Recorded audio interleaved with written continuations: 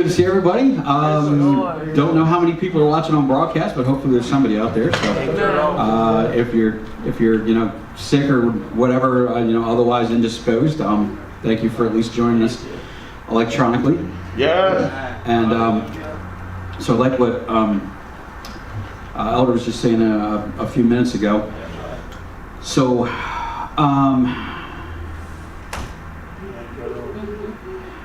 you don't want to downplay it, and you don't laugh at it. Hallelujah. There is some health risk out there, but God didn't give us a spirit of fear either. Amen. So we need to exercise wisdom in finding a legitimate line where you're not, pulling a Howard Hughes and locking yourself into your room and going, he in his later life, he still had ridiculous amounts of money. He was nuts. He never came out of his building anymore. He got so afraid of everything. So, we need to be careful that we stay on the right side of the line, right? Not being crazy about not taking precautions, but not the other side either, that we get too far wrapped up in that. It's like I said, he didn't give us a spirit of fear, but a sound mind, wisdom, right? Guidance. Excuse me.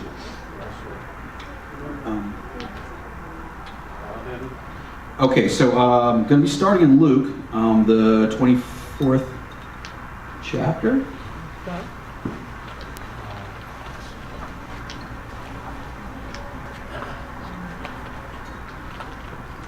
Tesla was the same way, crazy. He was the same way. Yeah. Well, Him and Hughes were. the line between genius and insanity. Yeah. Sometimes it's a wide river you skirt from one bank to the other. A little. Yeah. They both were smart men.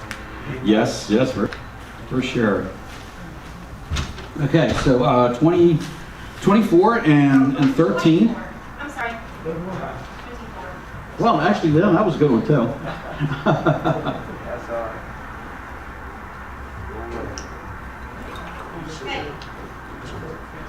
Yes, 24 and 13. And behold, two of them went that same day to a village called Emmaus, which was from Jerusalem about 80 furlongs. I'm going to hold on to my title for a few minutes. And they talked of all these things which had happened. And it came to pass, held or blanked or whatever you want to say, cut off, right? Like when the people get snatched by the bad guy, they put a black hood over his head so you can't see where they're going, right? Well, this is kind of a black hood. That they should not know him. And he said to them, what manner of communication are these that ye have one to another as you're walking and are so sad? So in modern vernacular, I guess it'd be basically like, what's up, Holmes? What's going on? What are we talking about? He wants to know. He's asking, what's the conversation here? What's our topic? That's right. And one of them, whose name was Cleopas, answered, said unto him, art thou only a stranger in Jerusalem, and hast not known the things which are come to pass there in these days? So again, he's like, yo, my man, you have no idea what's been going on?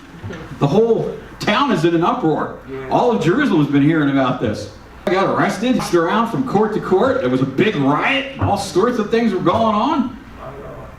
And then they killed him. How could you not know about any of this? Did you just get here yesterday? That's pretty much what he's asking him, right? If we were looking at it in modern English here, right? How could you not know the things that are come to pass in these days? And he said to them, what thing? And they said unto him concerning Jesus of Nazareth, who was a prophet, mighty in deed and word, before God and all the people. And how the chief priests and our rulers delivered him to be condemned to death and have crucified him. All right, so then, giving him a rundown here, right? We trusted that it had been he which should have redeemed Israel, and beside all this, today is the third day since these things were done. All right, well, why are they looking sad? From their viewpoint, they got a really good reason. They were like, well, we thought he was going to redeem Israel. They were probably still under the mistaken assumption that he was going to make a kingdom here.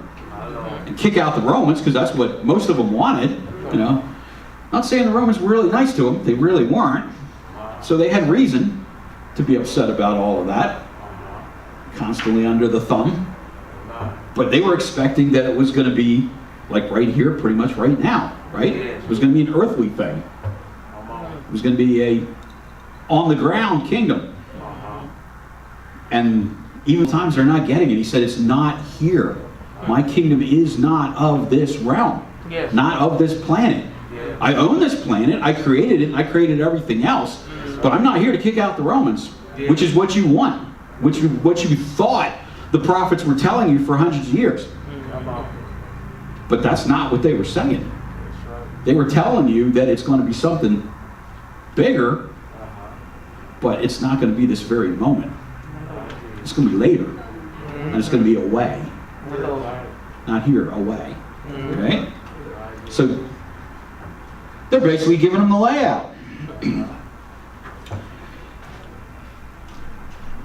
And beside all this, today is the third day, right? And yea, and certain women also of our company made us astonished, which were early at the grave, at the sepulchre. And when they found not his body, they came, saying, also seen a vision of angels, which said, he was alive.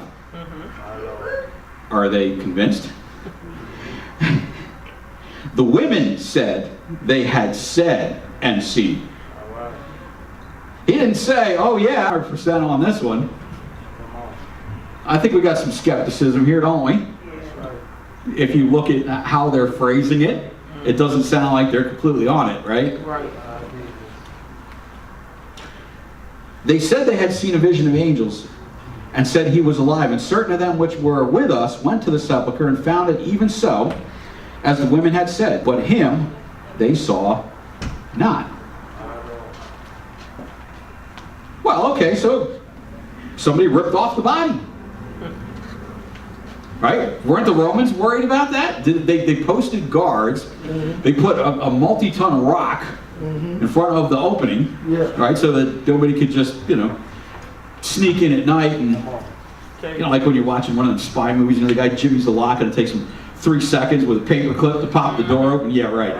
Seriously, anybody ever try that? It's not that easy.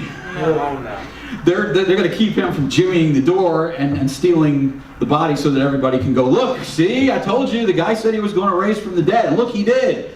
The body's gone. Well, that doesn't prove anything except the body's gone. Show me him walking around. Right? That's what they're saying. I'm not convinced.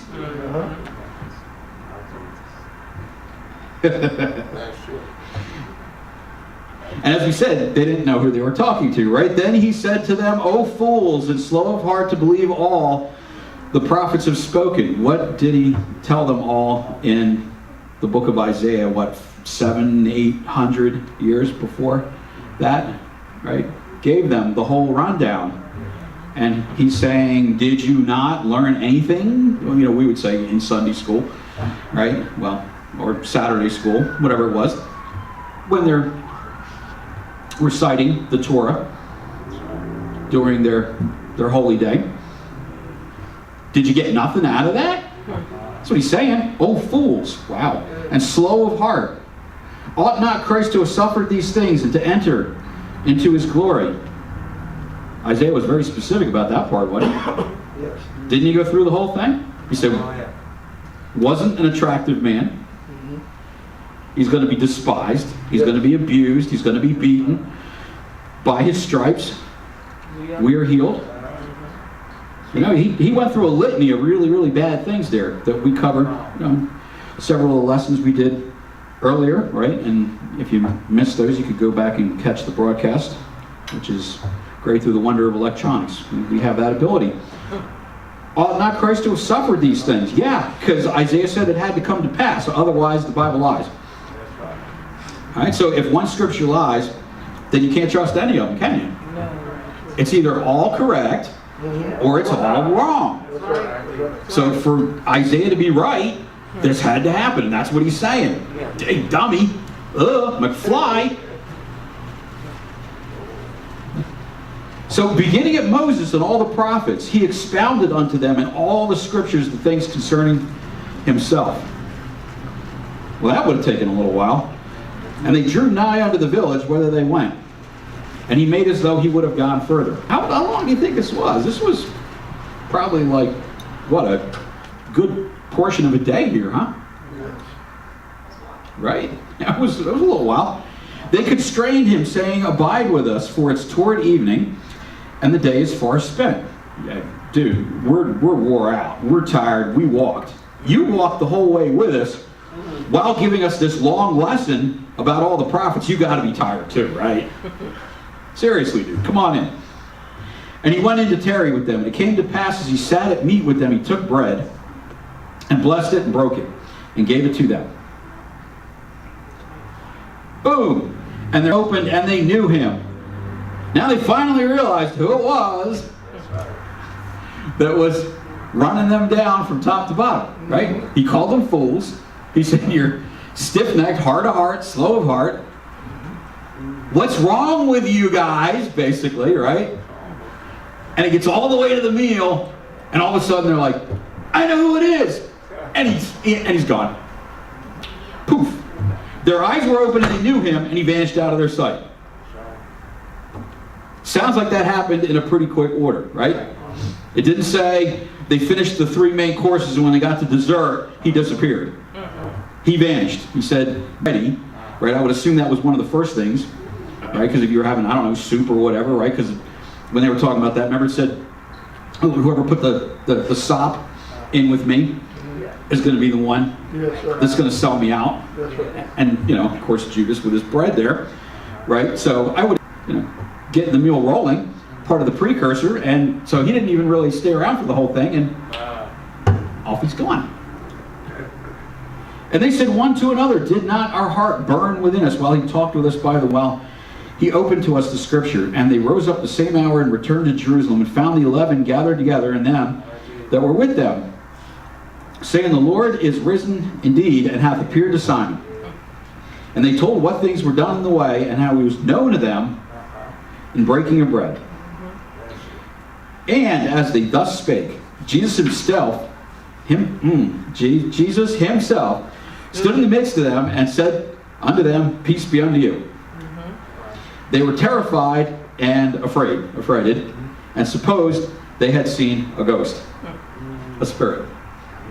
Well, okay, I mean, they were with him 3.5 years, right?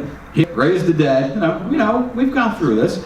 So we're looking back Monday morning quarterback and going, how would you not understand it? Why did you not get it?